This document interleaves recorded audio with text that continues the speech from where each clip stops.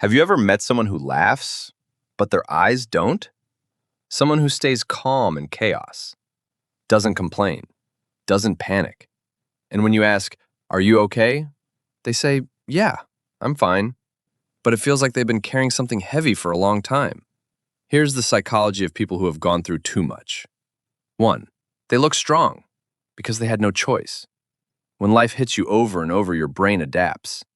Not in a motivational way, in a survival way.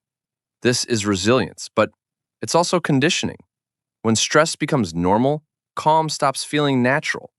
So they learn to function under pressure. They become the person who handles emergencies, fixes problems, and keeps moving.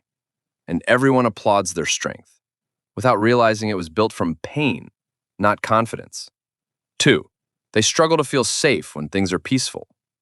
This one is quiet but powerful. After too much chaos, peace can feel suspicious. Their nervous system stays on alert, waiting for the next hit. Psychologically, this connects to hypervigilance, when your brain keeps scanning for danger even when nothing is happening. So when life finally slows down, they don't relax. They overthink. They feel restless. They can't trust good moments, because good moments didn't last in the past. 3. They stop asking for help, not because they don't need it, because they learned it doesn't come. Or worse, it comes with conditions. This can create emotional independence that looks admirable but feels lonely inside. It's tied to attachment patterns. When support was inconsistent, the brain learns, "I'm safer relying on myself." So they carry everything alone. And the more they carry, the harder it becomes to let anyone in, because vulnerability feels like risk. 4. They become emotionally hard to read. People who've gone through too much often don't show emotions the usual way.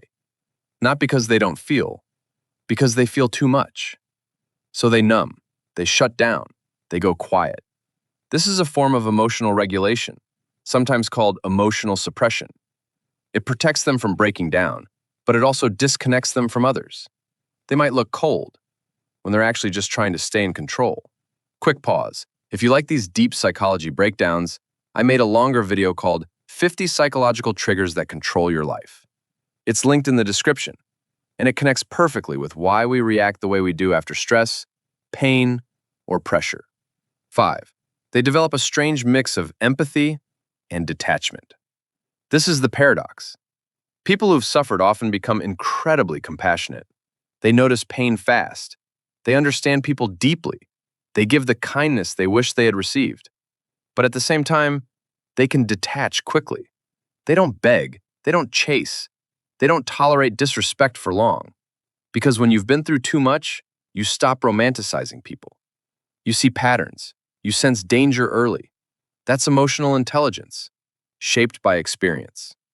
The takeaway: people who have gone through too much don't always look broken. Sometimes they look fine.